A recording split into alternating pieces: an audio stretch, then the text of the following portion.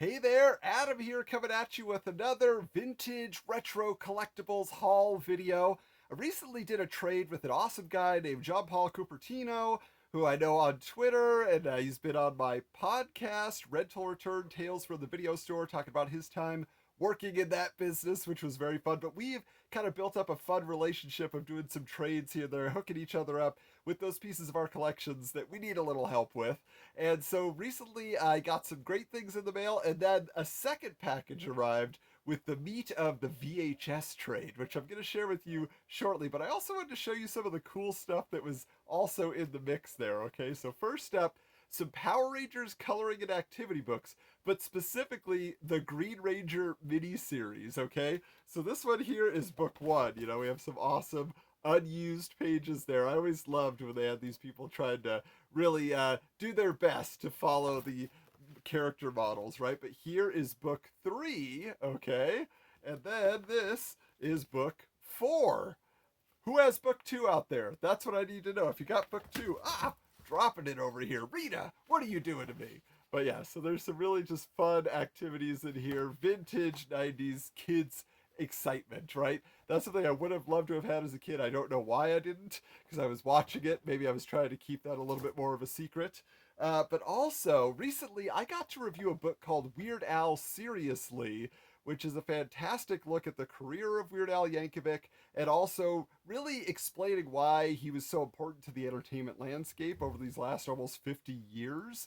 He's fantastic, and that book is wonderful. I reviewed it for popgeeks.com if you ever want to run over there and check it out. And see my fandom. I shared quite a few of my Weird Al collectibles, one of which recently was a 45 record of Eat It. Yes, that great Michael Jackson Beat It parody song.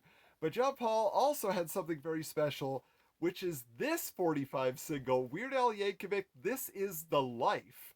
Okay, and now you may not know this, but This Is the Life was actually written for a movie called Johnny Dangerously. And if you've seen that Michael Keaton film or you've seen the music video for This Is the Life, you know they used a lot of clips from that. So the special thing about this, though, is JP told me, hey, by the way, I got this direct from Weird Al's drummer, John Bermuda Schwartz, after I helped him out with some things. And I was like, what?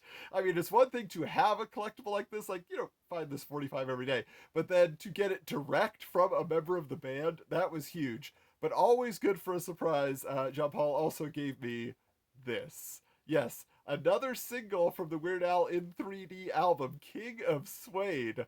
I didn't know this existed. I didn't know this was coming along. But I love that right here they put a little crown on Al. That just cracked me up. So thank you so much for that extra surprise. Oh, I mean, my Weird Al fan has been reignited since reading that book. So I'm very, very excited to add that to my collection. Now, it's really time to get into the VHS, right? You see it behind me here. This was a big trade. This was something that he showed me, and I said, wow, these are some titles I've got to add. I can't believe I don't have them yet. And some a little bit more obscure, but I've always wanted to hear and see the Hidden too. I've heard the first Hidden is great, but I'm excited to check out this one. Kyle MacLachlan, you know, fresh from Dune and Twin Peaks, and then doing some kind of sci-fi action stuff, so that's neat. And then this one here is really special. This is Lady in White, and it's still sealed. Okay, so this is a still sealed copy of Lady in White. I actually just picked up a cut box version of this recently. Definitely not sealed. Mutilated is more like it. So very cool to have this. Lucas Black was the star of that movie. All right, let's go check this out. Let's see what else we have. I mean, every one of these tapes is a treasure. Okay, Transformers the movie. I have a copy of Transformers the movie, but it is the Rhino release. This one is the Avid release. You know, this movie has been released by many companies over the years, but it's just great to have an alternate copy. The variants are always fun in the world of VHS. Just those little differences, right? Now check this one out here.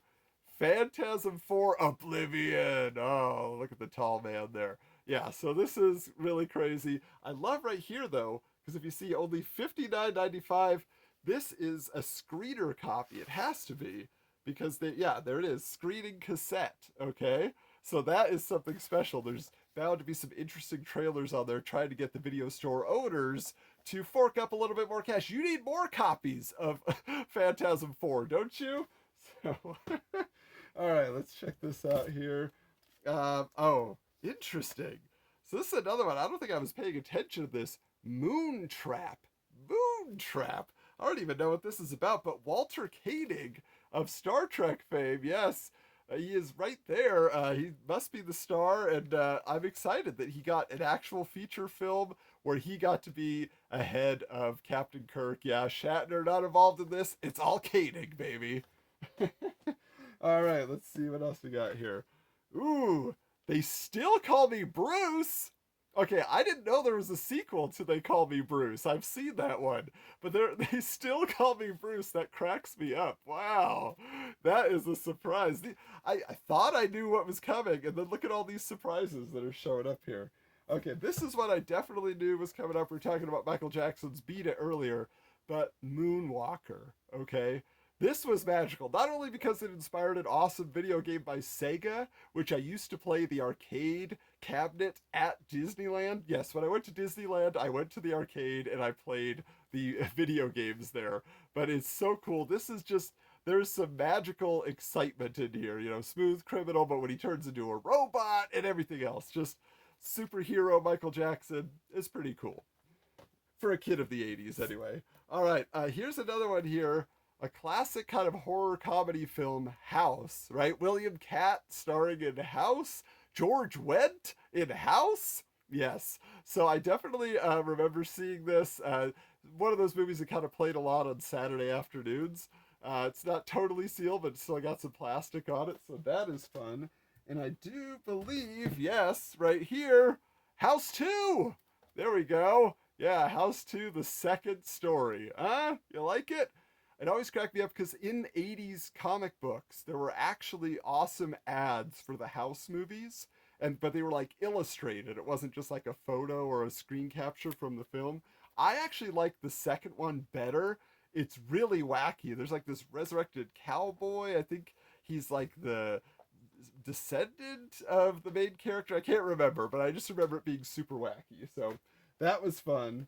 All right, check this out. This is a Playhouse video edition of Planet of the Apes, okay? So this is great. I mean, it's so interesting to me that they just put Charlton Heston right there. You don't even see any apes, right? Like, that's the whole draw of the film, and yet you're going to give us Charlton Heston. Okay, I get it. For a certain generation, he was the draw, much more than Mark Wahlberg was in the Tim Burton version. But that's just, a Playhouse video was a really, I feel, special production house for videos, or distributor. I don't know what you call it when you take an existing movie and you're just the one who puts it out into the world.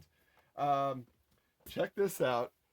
Yes, New Kids on the Block, Hangin' Tough. This is a live concert. I have this. I have also the step-by-step video. I was a big New Kids on the Block fan back in the day, but I'm always happy to have another copy. This might even be a nicer copy, so that is great. They're just some fantastic dance moves, all right? If you didn't learn the New Kids on the Block dance moves that they choreographed themselves, you were missing out. All right, let's see what else we got. Oh, okay, this is kind of in the vein of House, I feel like. So Transylvania 65000. This is a really wacky movie. Jeff Goldblum is in this, and Gina Davis. Okay, check that out right there. Like, this is a wacky film. I just remember, like, Ed Begley Jr. I mostly know from all the Christopher Guest films and Batman Forever, and among many other things. But when I saw he was in this movie, I was pretty surprised. I was like, Ed Begley Jr., huh? But yeah. What I like about this the most, though, I guess I would say, is, you know, there was also this movie Saturday the 14th. And that was another kind of wacky horror comedy. I remember seeing this next to that one on the shelf at Blockbuster like my whole life. Like, that was just the two films that's always a double feature in my brain. Okay, a couple more to go here. Okay, so we got a copy of E.T. I have this as well, but it is one of those original releases that had the green strip. Why? Because they were so concerned that people were going to be selling bootleg copies. They wanted you to know the official copy has this green on it. So anyway, I think that's an interesting bit of history during those early days of home video. The piracy concerns were there right at the beginning. Okay, let's see. All right, now this is cool. Dark City. Okay, this is another film. We got a cut box version here, right? So it was well rented and well enjoyed. It looks like that's even the rental history right there. Look at that.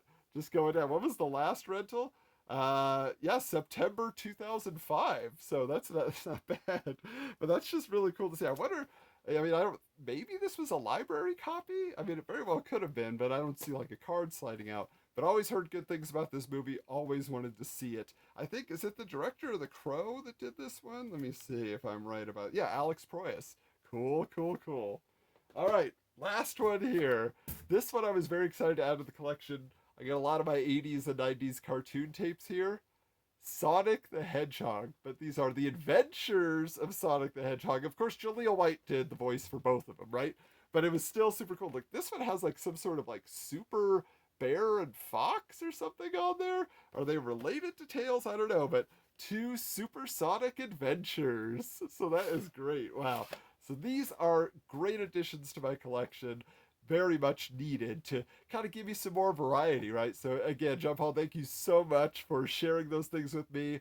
I hope that you enjoy the mini disc player that I sent you. Yes, do you guys remember Sony mini disc? Well, I did. I bought it back in 2003, and I probably used the player for about 6 months and never used it again. And then I passed it on, and that was part of the trade. That was the main item that he wanted. He got it, and I got all these wonderful nostalgic treasures. So thanks for checking out this video, and hey, we'll check you later.